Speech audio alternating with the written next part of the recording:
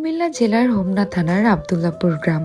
অপরূপ প্রাকৃতিক পরিবেশে ঘেরা এই গ্রামটির সৌন্দর্যই আজকে আপনাদের সামনে তুলে ধরবো। হ্যালো, আসসালামু আলাইকুম এভরিওয়ান, কেমন আছেন সবাই? আশা করি সবাই অনেক বেশি ভালো আছেন। গতকাল চলে গিয়েছিলাম আব্দুল্লাহপুর গ্রামে। কুমিল্লার ভিতরে সব থেকে পছন্দের জায়গা আমার এটাই। যখনই আমি একটু সময় পাই তখনই চলে যাই আব্দুল্লাহপুরের এই গ্রামের সৌন্দর্য উপভোগ করতে।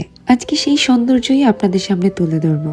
কুমিল্লার তিতাস নদীর পাড় ঘেঁষে গড়ে ওঠা এই গ্রামটি যেন এক টুকরো জান্নাত। তিতাস নদীর পাড় ঘেঁষে রাস্তা দিয়ে এই গ্রামে প্রবেশ করতে হয়। এই গ্রামের মানুষ অনেকটাই তিতাস নদীর উপর ডিপেন্ডেন্ট। কৃষি নির্ভর এই গ্রামটির প্রাণী যেন এই তিতাস নদী।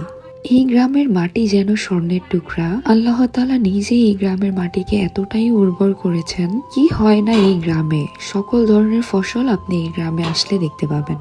ধান থেকে শুরু করে ভুট্টা, ভুট্টা থেকে শুরু করে সরিষা, বাদাম, তিল, পেঁয়াজ, রসুন, আলু, এমন কিছু নেই যা এই গ্রামে হয় না।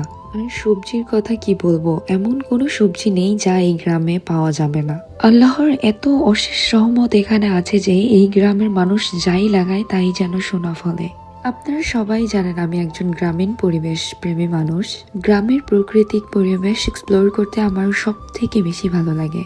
গ্রামের প্রকৃতি এবং সাংস্কৃতিক ভিডিওই আপনাদের সাথে আমি শেয়ার করে থাকি, কারণ গ্রামের পরিবেশ আমাকে যতটা শান্তি দেয়, স্নিগ্ধতা দেয়, এটা যেন আমি আর কোনো কিছুর মধ্যেই খুঁজে পাই না। আপনাদের সাথে আমি নতুন নতুন গ্রামে ঘুরে সেই গ্রামের সৌন্দর্যই শেয়ার করি। সেরকমই আজকের এই গ্রামটি হলো আব্দুল্লাহপুর।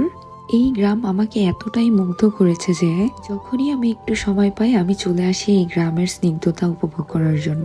শীতের সময় সকল সবজি এখানের কৃষকরা ফলিয়েছে।